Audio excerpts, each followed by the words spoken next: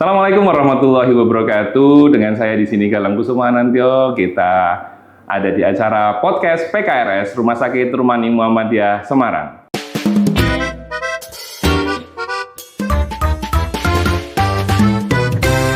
Hari ini kita akan ngobrol tentang rehabilitasi medik, fisioterapi, okupasi terapi dan sebagainya yang akan lebih banyak atau akan lebih detail dijelaskan oleh narasumber kita yang sudah ada di tengah-tengah kita pada pagi hari ini dengan Dr. Novita, spesialis KFR, konsultan.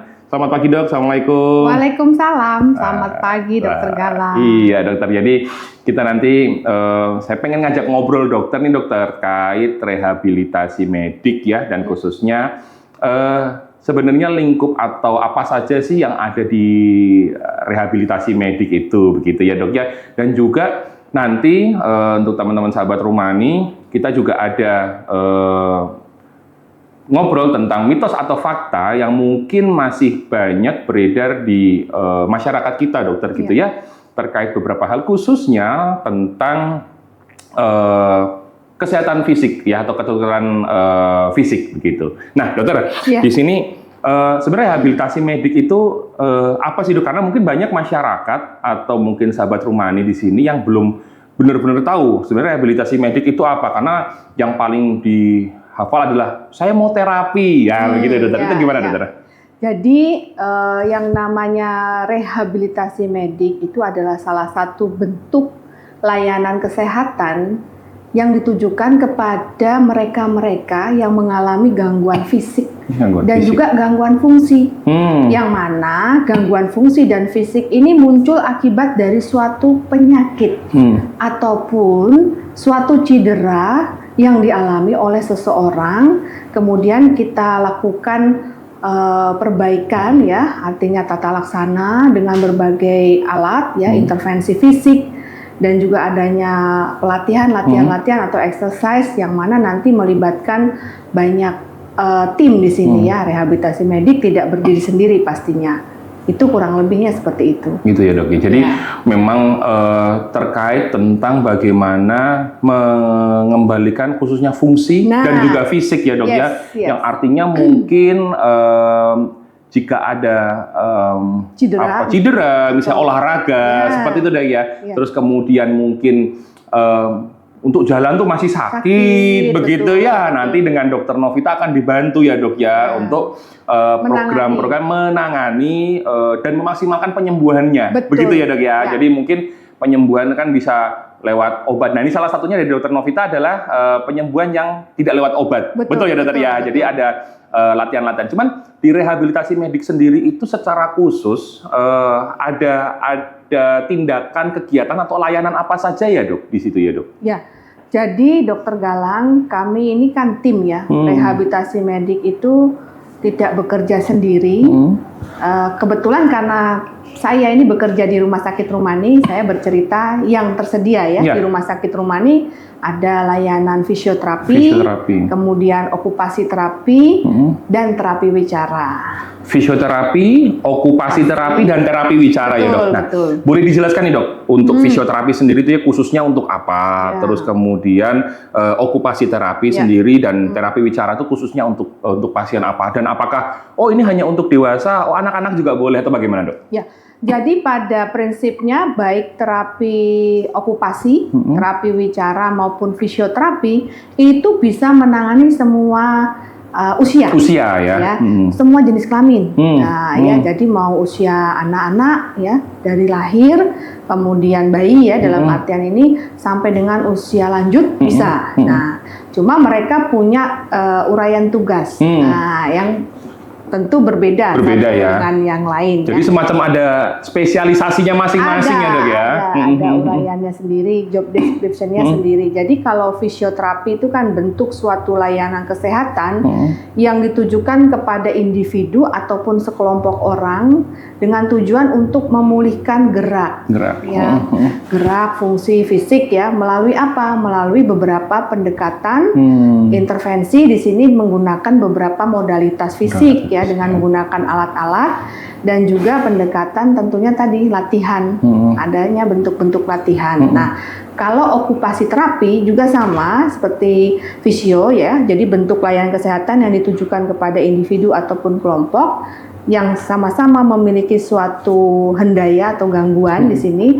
tetapi pendekatannya melalui strategi bagaimana memulihkan ADL. Apa itu ADL? Activity Daily Living. Activity Daily Living atau AKS. Aktivitas kehidupan sehari-hari ya. Jadi kalau seorang terapis okupasi akan melihat seorang pasien itu apa saja nih yang gangguan di dalam menjalankan AKS-nya kehidupan sehari-hari. Nah, ketika yang mengalami gangguan itu adalah di dalam memakai baju, maka treatment atau pendekatan terapi yang diberikan oleh terapis okupasi adalah bagaimana caranya untuk pasien bisa memakai baju sendiri secara mandiri dan juga lebih menekankan kepada fungsi motorik halus. Fungsi motorik halus ya, Dok ya.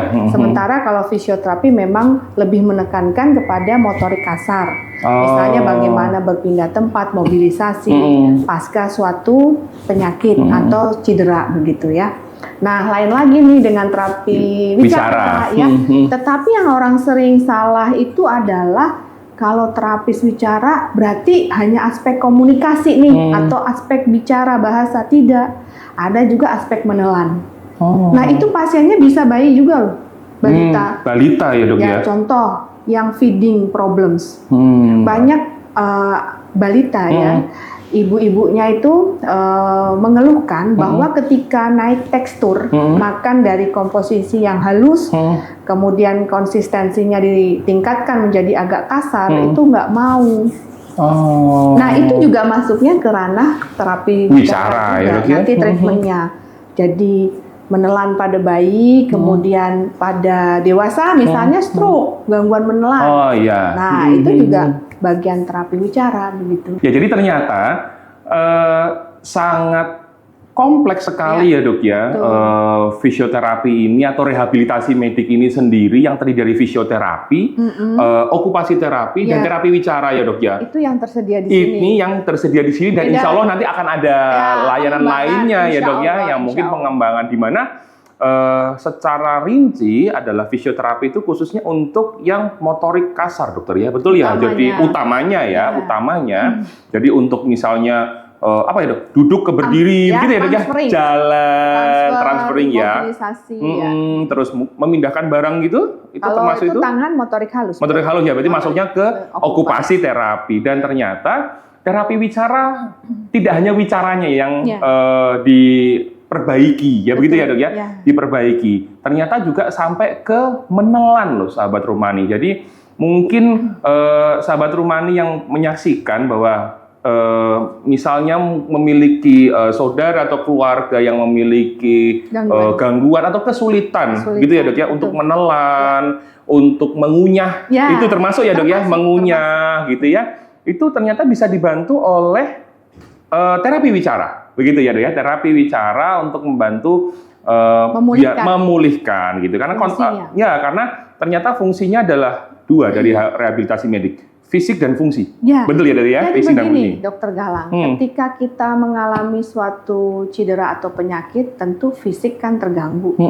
Katakanlah kita jatuh, secara penampakan lutut bengkak, berarti fisik, ya.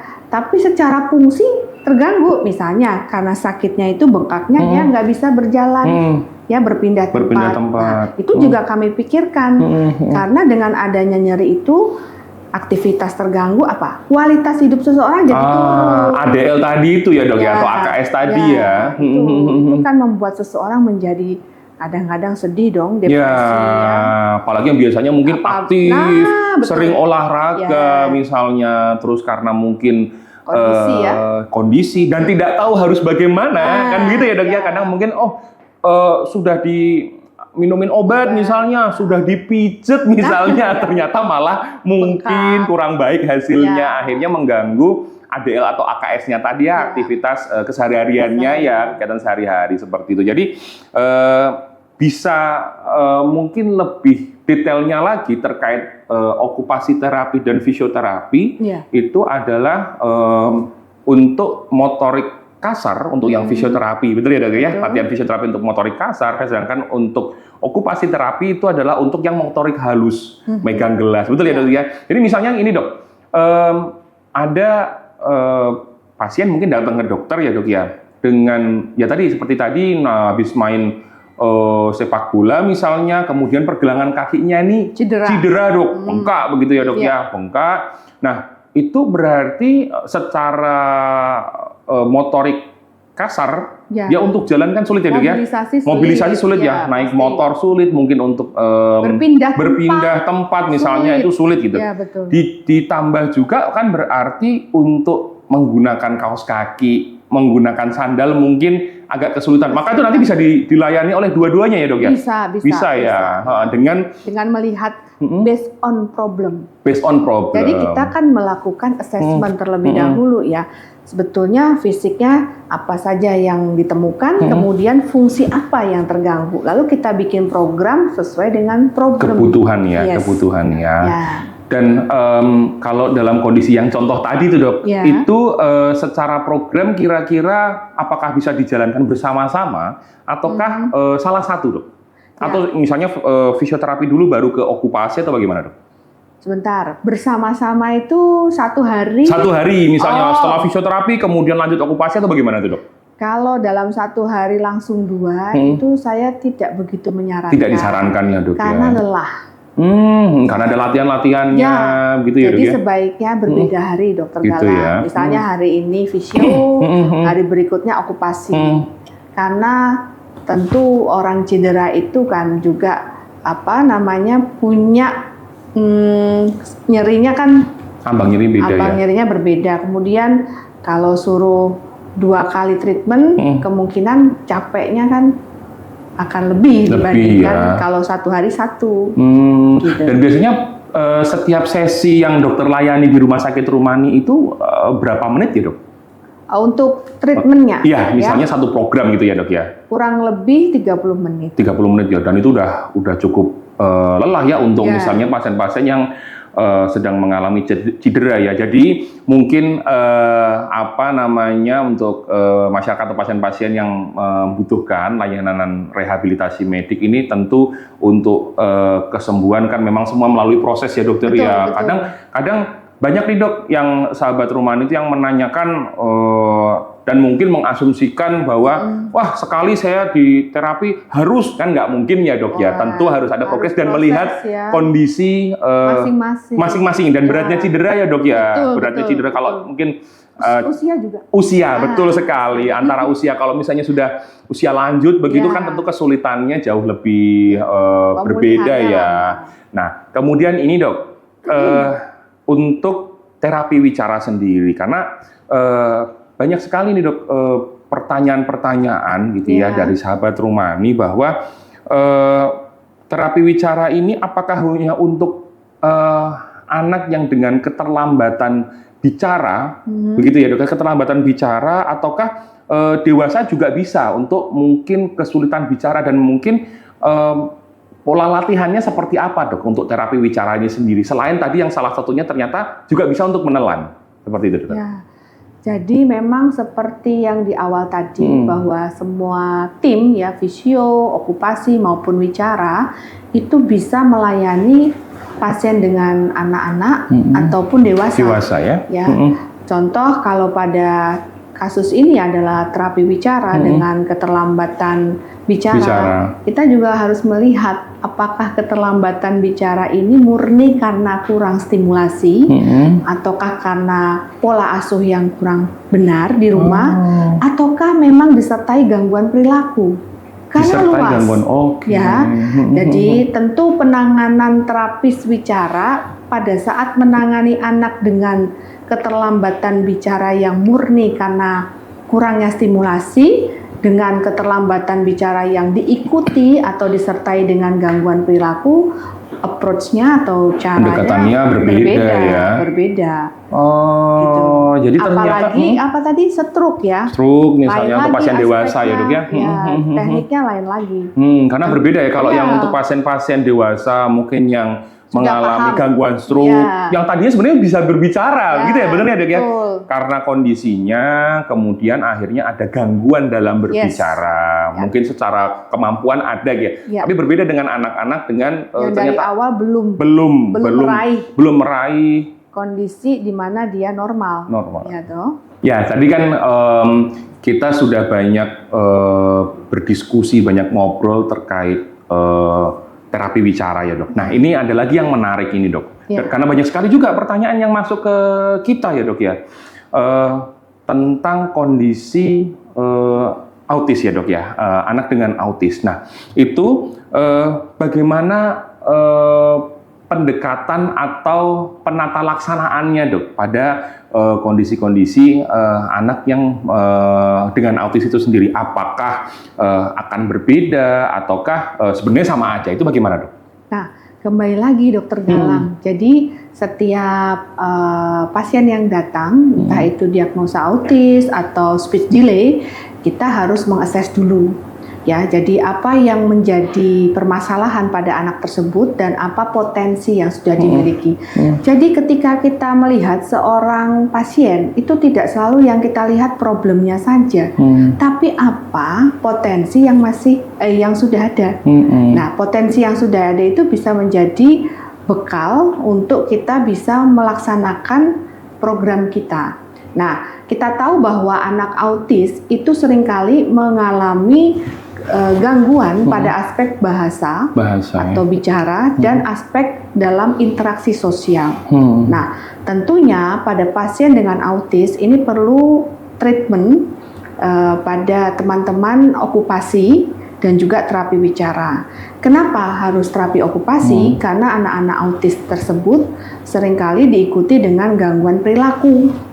Gangguan perilaku artinya kesulitan di dalam melakukan suatu eye contact, ya, ketika dipanggil tidak menoleh, kemudian diajak bicara tidak ada kontak mata, seringkali sibuk sendiri, ya toh, tiba-tiba tepuk tangan atau flapping tanpa ada tujuan begitu. Nah, perilaku-perilaku yang seperti itu harus dibenahi dengan behavioral therapy yang nantinya akan dikerjakan oleh seorang terapis okupasi.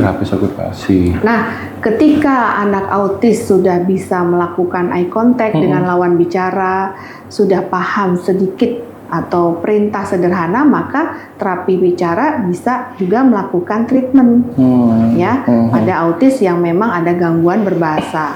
Karena yang namanya autis itu kan spektrum luas ya, ASD, Autism Spectrum Disorder. Artinya ketika kita menemukan anak autis A dengan anak autis B itu bisa berbeda gejalanya. Ada ininya sendiri ya dok ya, istilahnya klasifikasi atau tipenya sendiri ya dok ya. Artinya gejala yang muncul tidak selalu sama dan tidak selalu autis itu tidak bisa bicara. Ada juga loh yang bisa bicara tapi gangguannya justru apa? Misalnya membeo.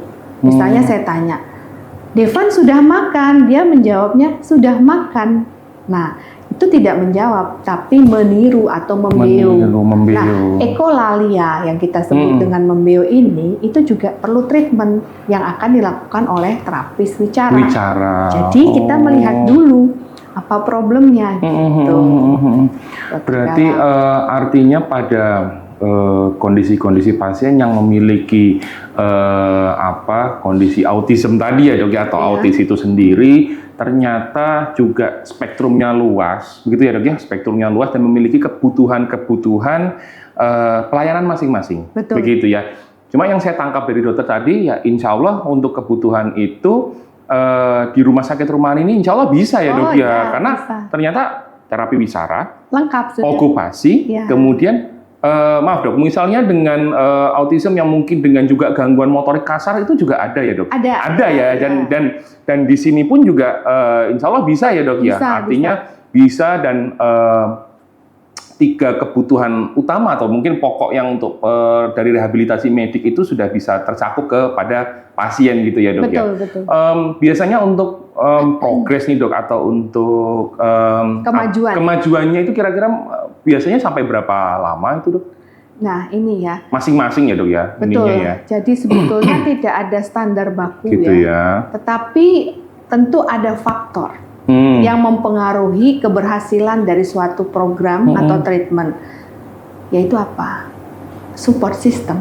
Nah, itu yang kemudian saya tertarik karena sebenarnya kalau misalnya support system ini kan saya sendiri sering lewat nih dok di depan poli dokter nih dok, ya kan kadang ada yang nganter mungkin istrinya, ada yang nganter mungkin orang tuanya, ada yang nganter mungkin anaknya gitu. Nah ini apa mungkin peran atau apa yang bisa disiapkan oleh khususnya keluarga ya dok ya? Caregiver di sini. Nah, atau itu caregiver si pasien tersebut dalam pelayanan rehabilitasi medik dok. Ya, jadi sebetulnya selain support system dari keluarga terdekat ya, dan juga saya tadi lupa menambahkan adalah motivasi. Kalau pasien anak mungkin belum punya pemahaman tentang motivasi, tetapi pasien dewasa atau lansia yang menderita stroke misalnya ya, kalau support sistemnya baik tetapi tidak ada motivasi dari orang itu, maka ya juga akan jelek harus hasilnya. Ada keinginan ya dok ya. Jadi dua hal, dari internalnya pasien itu sendiri dan juga support system. Lalu apa yang harus dilakukan support system di sini? Yang pertama tentu memberikan kontribusi mengantar pada saat jadwal terapi. Yang kedua mengingatkan juga untuk patuh minum obat. Kemudian juga mungkin dalam arti diet ya, apa yang makanan-makanan atau minuman apa yang boleh dan tidak boleh ya dok ya. Tidak boleh, dan juga tentu menjalankan program dari dokter rehab. Jadi kalau misalnya dokter rehab sudah bilang, dokter Galang, nanti anaknya tidak boleh dipaparkan HP atau gadget misalnya, atau TV ya. Tapi ternyata support sistemnya karena orang tua yang sibuk, kemudian dia di rumah dengan yang lain, kemudian tetap diberikan gadget misalnya, berarti kan support system tidak mendukung program, tidak maksimal akhirnya. Program dari kami. Nah tentu hasilnya tidak akan baik gitu. Nah itu yang salah satu contoh kontribusi support system. Artinya kita tidak boleh nih dok ya hanya untuk menitik beratkan ke nanti harus sehat ya, tapi mungkin keluarga atau mungkin ya support system tadi yang dokter sampaikan itu mungkin hanya drop saja di sini gitu, kurang ya dok ya. Jadi memang betul-betul kuncinya adalah sabar.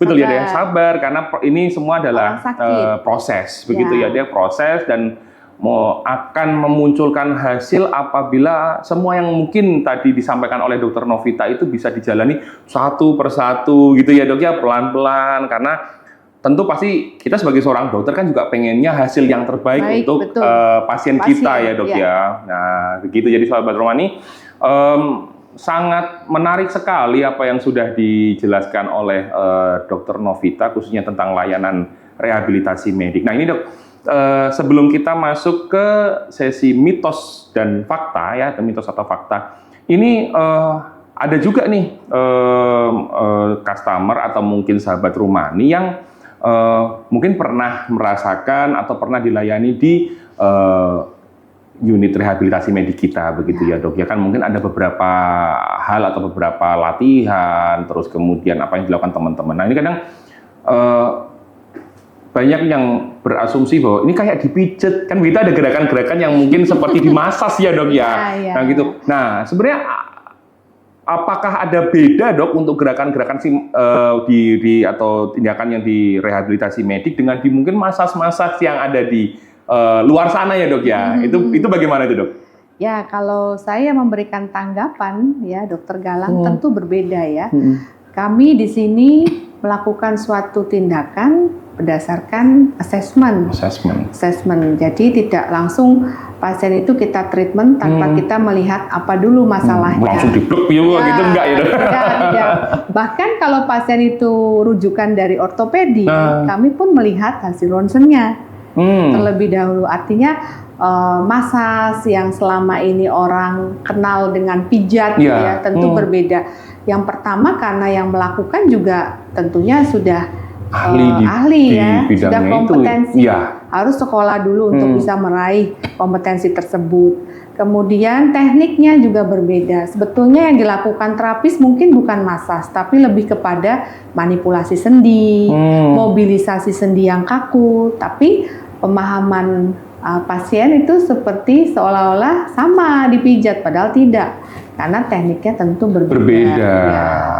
Oke, jadi sudah cukup jelas sebenarnya apa namanya pembeda dari antara layanan rehabilitasi medik itu sendiri dan masas yang ada di luar sana, karena untuk rehabilitasi medik itu sendiri mengacu pada asesmen kebutuhan si pasien tersebut. Betul. Tidak semuanya akan berakhir di masas atau dipijat ya dok ya, karena melihat kebutuhan ternyata begitu dimasas dipijat ternyata tulangnya ada apa-apa nih dok, ronsennya belum dilihat. Tentunya bedanya cukup jelas, dan juga mungkin kebutuhan yang lainnya tadi. Jadi misalnya ternyata hanya cukup latihan apa gitu-gitu ya dok ya, ada macam-macam. Jadi begitu untuk penjelasan terkait rehabilitasi medik, bahwa memang ada 3 layanan yang bisa dilayani di Rumah Sakit Rumani, yaitu layanan fisioterapi, okupasi terapi, dan terapi wicara. Dan ketiga ini caranya cukup luas teman-teman sekalian, tidak hanya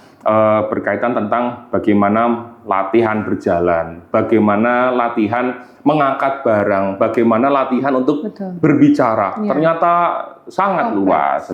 Mitos atau fakta? Dok, mitos atau fakta nih?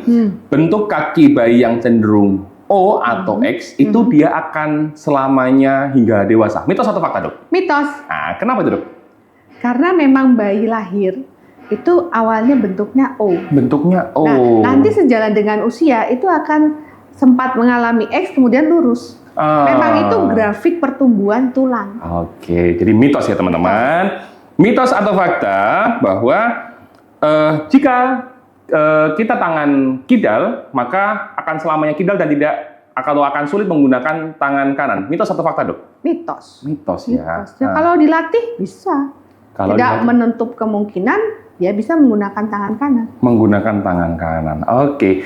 Mitos atau fakta, skoliosis atau bentuk tulang belakang yang bengkok ya dok ya, itu hanya bisa ditangani dengan operasi. Mitos. Mitos. Karena tergantung pada derajat kelengkungannya. Kalau dia masih ringan, itu dengan terapi masih bisa. Tidak harus operasi ya dok ya? Tidak harus operasi. Iya, jadi banyak sekali yang sudah disampaikan oleh Dr. Novita terkait rehabilitasi medik ya dok ya. Jadi di Rumah Sakit Rumani sendiri kita sudah bisa melayani rehabilitasi medik mulai dari fisioterapi, kemudian okupasi terapi, dan terapi wicara. Dan juga ada layanan lain dok selain 3 itu? Ada psikolog. Psikolog ya, psikolog kita juga bisa di unit rehabilitasi medik yang kita di sini melayani mulai dari hari Senin sampai Sabtu ya dokter ya. Betul. Senin sampai Sabtu mulai dari jam berapa ini dok? Kalau untuk Senin sampai dengan Jumat jam 7. Jam 7 ya. Sampai jam 5. Sampai jam 5. Namun kedatangan terakhir untuk pendaftaran jam 4. Jam 4. Kemudian untuk hari Sabtu karena pendek ya dokter Galang itu jam 7 sampai dengan jam 3 dengan pendaftaran terakhir jam 2. Pendaftaran terakhir jam 2. Kenapa kok jam 4 ini? Karena kan pasti mungkin ada latihan-latihan yang harus diprogramkan ya. Nanti khawatir kalau terlalu sore juga, kasihan pasien juga kalau misalnya pasien-pasien pulang terlalu sore gitu ya. Kemudian kalau dokter Novita sendiri di sini dari pagi ya dok ya? Jadi kami ada 3 dokter. Ada 3 dokter. Ya, nggak cuma 1 nih sahabat Rumani. Jadi selain dokter Novita ada dokter siapa saja? Ada dokter Siti Hanan. Dokter Siti Hanan. Dokter Hindun. Dokter Siti Hanan dan dokter Hindun ya. Hindun Zodiana. Jadi kalau saya memang pagi setiap hari jam 7 sampai dengan kurang lebih jam 11. Jam 11. Kemudian nanti di sore hari ada dokter berikutnya, dokter Hanan ataupun dokter Hindun, tergantung harinya. Artinya kami di Rumah Sakit Rumani sendiri ini insya Allah bisa melayani sahabat Rumani sekalian. Dari yang butuh pagi ada dokter Novita, yang nanti mungkin bisanya sore ada dokter atau siang gitu ya. Ada dokter Hindun dan dokter Stihanan. Betul ya dokter ya? Betul. Dan ini mungkin juga banyak yang bertanya-tanya dok. Dok, BPJS bisa nggak dok? Bisa. Bisa sekali ya dok ya, kita bisa sekali dengan prosedur BPJS, apalagi asuransi begitu ya dok ya. Bisa. Asuransi pun juga bisa. Nah kemudian kalau misalnya ternyata tidak bisa datang nih dok ke rumah sakit Rumani, pengen rehabilitasi medik, tapi kok tidak bisa datang, bisa nggak kalau misalnya ke rumah gitu dokter, layanan home care gitu bisa nggak dokter? Bisa. Sangat bisa sekali Bisa ya dok, juga. sangat bisa sekali. Sangat mudah sekali sahabat Rumani, jadi tidak harus ke sini kalau mungkin kesibukan atau mungkin karena kesulitan membawa. akses atau mungkin membawa pasien. Kami bisa melayani rehabilitasi medik di rumah Bapak Ibu sekalian, teman-teman sekalian, sahabat Rumani, silakan bisa langsung menghubungi kami untuk layanan rehabilitasi medik home care begitu. Mungkin sebelum kita akhiri ada pesan-pesan tertentu dokter? Jangan lupa kalau menderita suatu penyakit ataupun cedera, segera konsultasi ke dokter. Jangan